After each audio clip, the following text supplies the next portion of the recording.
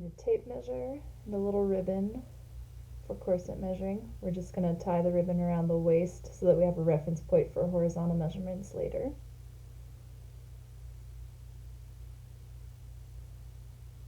You want it as low as you can get it, where it's still sitting above the pelvic bone.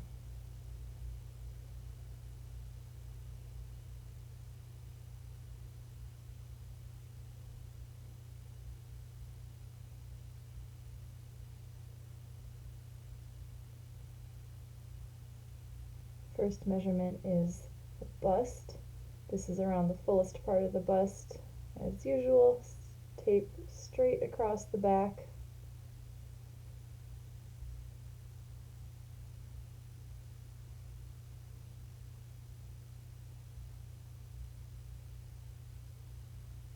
Next up is the front bust, which we're just going to center one end of the tape measure under the arm, kind of at where a side seam would fall, straight over the fullest part of the bust again, right over to the other side seam.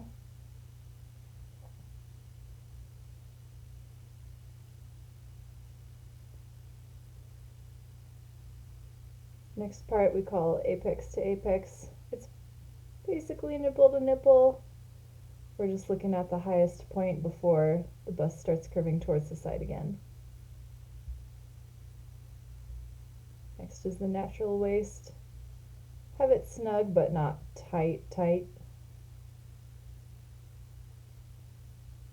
then for reduced waist, pull it tight.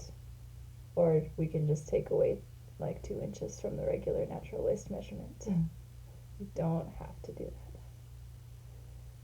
Next up is high hip circumference. For this, find where your hip bones are in front. It's usually like 3 or 4 inches below where that waist ribbon is.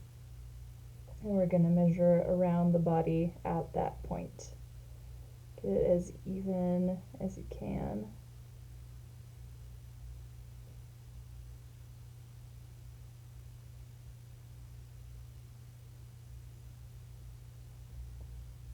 Next is low hip circumference. This is going to be about 6 or 7 inches below that waist tape.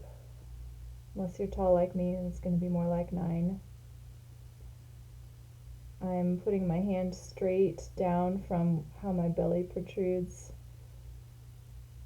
to make sure that this measurement isn't too small. We'd much rather have it too large than too small.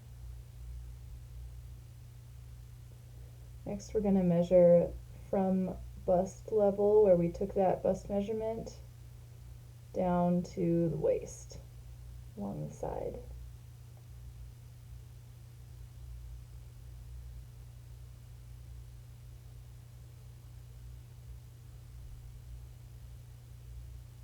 Alright, for this last one, we need to go from the waist down to the top of the thigh if you're sitting in a hard chair, like a kitchen chair or a bench or something. And this is just so that we can make sure the corset doesn't cut into the top of your leg while you're sitting down.